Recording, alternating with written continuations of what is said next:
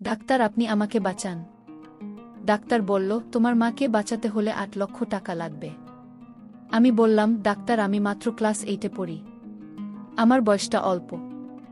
আমি একজন ছোট মেয়ে। আমার কোনো ভাই বোন নেই। আমার মা ছাড়া এ পৃথিবীতে কেউ নেই। কিন্তু ডাক্তার বলল, তোমার কে আছে বা কে নেই সেটা আমার দেখার বিষয় না। আমি ডাক্তার সাহেবকে বললাম, আপনি একটু দয়া করুন। ডাক্তার আমার কথার উত্তরে বলল, আমি তোমার মাকে যদি টাকা দিয়ে বাঁচিয়ে তুলি আমার কি লাভ হবে? আমি বলেছিলাম, ডাক্তার, আপনি আগে আমার মাকে সুস্থ করে তুলুন, আপনার যা ইচ্ছা সব আমি পূরণ করব। ডাক্তার তখন বলল, আমি একটা শর্তে তোমার মাকে বাঁচাতে পারি। আমি বললাম, আপনি বলুন কিশোর, আমি সব মেনে নেব। ডাক্তার বলল, তুমি আমাকে কিছু দিতে হবে। আমি বললাম, কি দিতে হবে ডাক্তার সাহেব? ডাক্তার বলল, তুমি আমার অন্য একটা অফিসে এসো, ফিরে আজ রাত 12টার পরে আমি তোমার মায়ের সমস্ত চিকিৎসার করছে আমি দিব। ডাক্তার সাহেব যখন রাতের কথা বললেন তখন আমার মনের ভিতর ভয় কাজ করছিল, কিন্তু কিছু করার নেই। আমি ডাক্তার সাহেবের কথা না শুনলে আমার মায়ের চিকিৎসা হবে না। আর তাই আমি বাধ্য হয়ে আমি ডাক্তারের সাথে রাত 2টায় তার অফিসে গেলাম। ডাক্তার আমায় দেখে বললেন, তুমি এসেছ, আসো আমার রুমে। আমি ডাক্তার সাহেবের রুমে গেলাম। তারপর ডাক্তার সাহেব বললেন, তোমার কাছে আজ আমি যা চাই তাই দিতে হবে, যদি না দাও তাহলে তোমার মা বাঁচবে না। তারপর ডাক্তার সারারাত আমার সাথে যা করেছিল তা শুনলে তোমাদের অবস্থা খারাপ হয়ে যাবে। আসল ঘটনাটি শুরু করার আগে তোমাদের কাছে একটা অনুরোধ, তোমরা আমার চ্যানেলটিকে সাবস্ক্রাইব করে পাশে থাকবেন, তাহলে আসল ঘটনা শুরু করা যাক। আমার মায়ের শরীর খুব খারাপ ছিল। আমি তাকে ডাক্তারের কাছে নিয়ে গেলাম, কিন্তু তার চিকিৎসা করানোর টাকা আমার কাছে ছিল না। ডাক্তার বলল, মায়ের চিকিৎসা করাতে হলে আমার অফিসে চলে এসো। মায়ের চিকিৎসার জন্য আমি ডাক্তারের পার্সোনাল অফিসে গেলাম। আমার নাম সাইমা। আমার বয়স 13 বছর। যখন আমার মায়ের শরীর খারাপ হয় তখন তাকে আমি অনেক ডাক্তার দেখাই, কিন্তু কোনো লাভই হয় না। দিন দিন মায়ের অবস্থা আরও খারাপ হতে থাকে। ডাক্তাররা মায়ের রোগটাকে অপ্রতিকার্য ঘোষণা করেছিল, কিন্তু মা ছাড়া আমার আর কেউ ছিল না। আমি মায়ের এই অবস্থা দেখে খুবই কাঁদতাম। আমি মায়ের একমাত্র মেয়ে ছিলাম। আমার কোনো ভাই বোন ছিল না যে আমাকে সাহায্য করবে।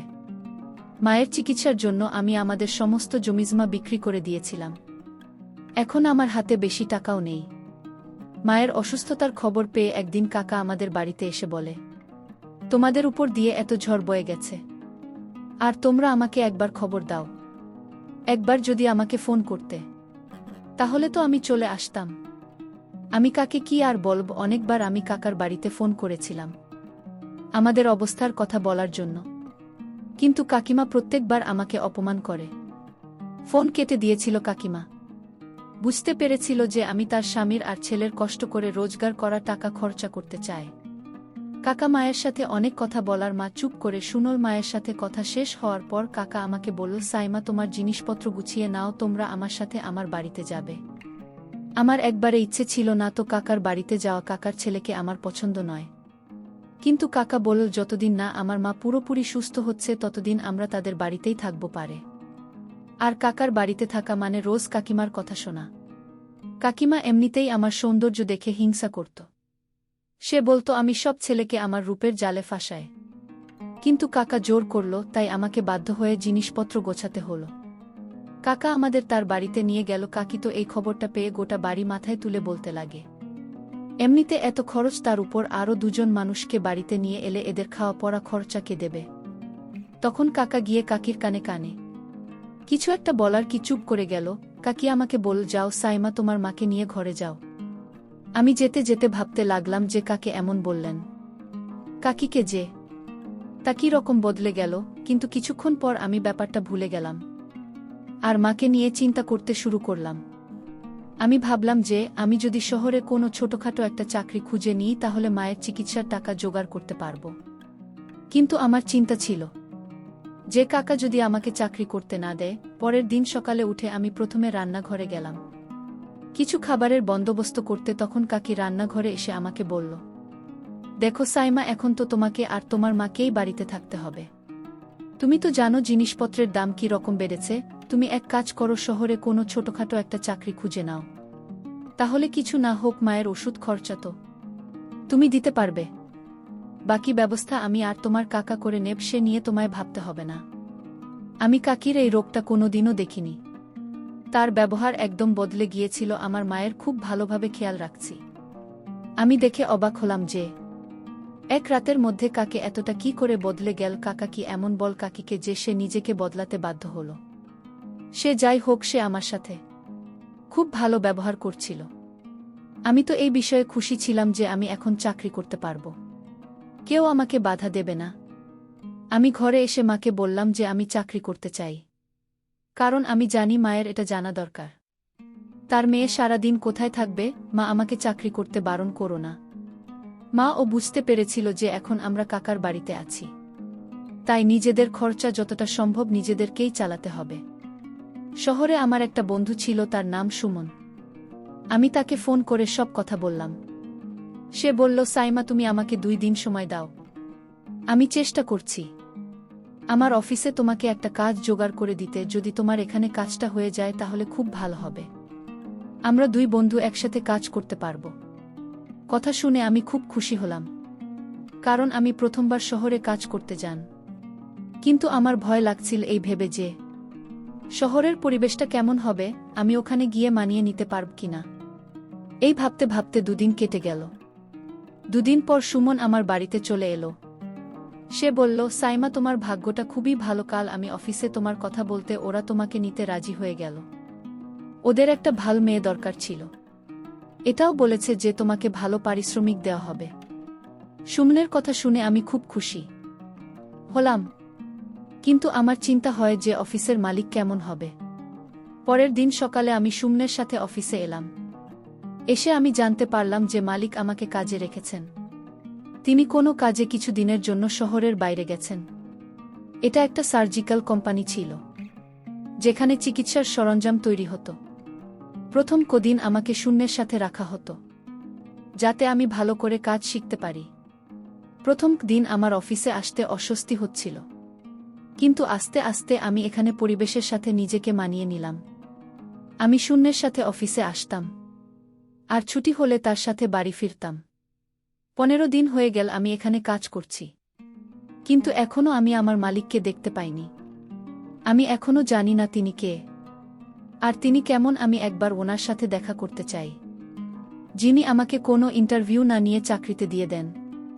আমার শিক্ষাগত যোগ্যতা বেশি নয়, আমি কেবল 7 পাশ করেছিলাম। বাবা মারা যাওয়ার পর আমার আর পড়াশোনা করা হয়নি। একদিন মায়ের শরীর খুব বেশি খারাপ হয়েছিল, আমি সেই সময় অফিসে ছিলাম। কাকি আমাকে ফোন করে বলে, তোমার মায়ের শরীরটা খুব খারাপ, তুমি এক্ষুনি বাড়ি চলে এসো। কাকির গলাটা খুব চিন্তিত শোনায়। আমি সঙ্গে সঙ্গে সুমনকে বলে বাড়ি চলে এলাম। এসে দেখি মা খুব অসুস্থ। আমি মাকে নিয়ে হাসপাতালে গেলাম। সেখানে ডাক্তার মাকে দেখেই জবাব দিয়ে দিন বলল, তুমি ওনাকে কলকাতা নিয়ে যাও। তখন আমার কাছে বেশি টাকাও ছিল না, কিন্তু তাও আমি মাকে কলকাতা নিয়ে এলাম। আমি চাই না থাকার জন্য মায়ের চিকিৎসা বন্ধ হয়ে যাক। কলকাতা নিয়ে এসে মাকে হাসপাতালে ভর্তি করিয়ে দিলাম। ওখানে ডাক্তার আমাকে ধৈর্য ধরতে বলে, তারা তাদের দিক থেকে পুরো চেষ্টা করছে। এদিকে আমার কিছুই ভালো লাগছিল না, মনে হচ্ছিল যে কোনো সময় আমাকে ছেড়ে চলে যেতে পারে। তারপর আমি পৃথিবীতে পুরোপুরি একা হয়ে যাব। প্রায় 24 ঘন্টা পর ডাক্তার আমাকে তার অফিসে ডাকেন, আর ডেকে বলেন, তোমার মায়ের অবস্থা খুব খারাপ, তার হার্টের অবস্থা খুব খারাপ হয়ে গেছে। আমাদের এখনই তার চিকিৎসা শুরু করতে হবে। তার জন্য তোমাকে 5 লাখ টাকা জমা দিতে হবে, তবে আমরা তোমার মায়ের চিকিৎসা শুরু করতে পারব। এত মোটা টাকার অঙ্ক শুনে তো আমার হাত পা কাঁপতে থাকে। আমি ভাবতে থাকি, এতগুলো টাকা আমি কোথা থেকে জোগাড় করব। ডাক্তার সাহেব মনে হয় আমার অবস্থাটা বুঝতে পারছিলেন। তিনি আমাকে জিজ্ঞেস করেন, তোমার কিছু অসুবিধা থাকলে আমায় বলতে পারো। আমি আমার 2 হাত দিয়ে মুখ থেকে কাঁদতে লাগলাম, আর কাঁদতে কাঁদতেই বললাম, ডাক্তার সাহেব আমার কাছে এত টাকা পয়সা নেই। আমি আমার মায়ের চিকিৎসাও করাতে চাই, কিন্তু আমার কাছে একটা টাকাও নেই। আপনি বলে দিন, কি এমন করলে আমি আমার মায়ের চিকিৎসা করাতে পারব। আমি অনেক কষ্টে টাকার ব্যবস্থা করে ওনাকে কলকাতা নিয়ে এসেছি। ডাক্তার সাহেব চিন্তায় পড়ে যান। উনি আমার কাঁধে হাত রেখে বলেন, ঠিক আছে, আজ বিকেলে তুমি আমার অন্য একটা অফিসে, সেখানে আমি তোমাকে কিছু কাজ দেব। আর টাকাও দেব, যেটা দিয়ে তুমি তোমার মায়ের চিকিৎসা করাতে পারবে। তুমি যদি আমার কথা না শোনো তাহলে তোমাকে আর বাঁচানো যাবে না। আমি কোনোভাবেই মাকে হারাতে চাই না। তাই আমি ডাক্তার সাহেবের কথা মেনে নিলাম। বিকেলে আমি ডাক্তার সাহেবের দেওয়া ঠিকানায় গিয়ে পৌঁছালাম, যেখানে উনার আরও একটা অফিস আছে। সেখানে গিয়ে আমার একটা বড় ঝটকা লাগল, কারণ সেটা সেই অফিস যেখানে আমি সুমনের সাথে অফিসের কাজ করি। সন্ধে 7টা বাজছিল, ডাক্তার সাহেব আমার জন্য অপেক্ষা করছিলেন। তিনি আমাকে দেখে হাত ধরে তার অফিসে নিয়ে আসেন এবং বসতে বলেন। আমার একটু ভয় করছিল, কারণ অফিসে আমি একদম একা ছিলাম। কিছুক্ষণ বসার পর তা আক্তার সাহেব বললেন, তুমি তো তোমার মায়ের চিকিৎসা করাতে চাও, তাই না? তুমি আমার জন্য কি করতে পারবে? আমি বললাম, স্যার, আপনি যা বলবেন আমি তাই করব। আপনি শুধু আমার মাকে বাঁচিয়ে দিন। আমার কথা শুনে ডাক্তার সাহেব কিছুক্ষণ ভেবে বললেন, তোমাকে আমার অফিসে কয়েক রাত থাকতে হবে। আমি তোমার থেকে যা চাইব তোমাকে তাই দিতে হবে। তুমি যদি আমার কথা শোনো তাহলে তোমার মায়ের চিকিৎসার সব খরচ আমি দেব। আর যদি না শোনো তাহলে কালকে তোমার মাকে নিয়ে অন্য কোনো হাসপাতালে চলে যেও। উনার কথা শোনা ছাড়া আমার আর কোনো উপায় ছিল না। আমি বুঝতে পারছিলাম না ডাক্তার সাহেবের নজর আমার অন্য দিকে। আমি বললাম, স্যার, আপনি আমাকে অফিসের কাজ দিন, আর প্রতি মাসের পারিশ্রমিকটা আপনি রেখে দেবেন। উনি বললেন, তুমি সত্যিই খুব সরল, এতগুলো টাকা কি কেউ এমনি এমনি দেয়? তুমি আমাকে খুশি করতে পারলে আমি তোমার মায়ের চিকিৎসা করব। বাধ্য হয়ে আমাকে মায়ের চিকিৎসার জন্য ডাক্তার সাহেবের কথায় আমার রাজি হতে হয়। তারপর ডাক্তার সাহেব আমার সাথে, বন্ধুরা, সেটা আমি ভাষায় প্রকাশ করতে পারছি না। আসলে আমি একটা ছোটখাটো মেয়ে।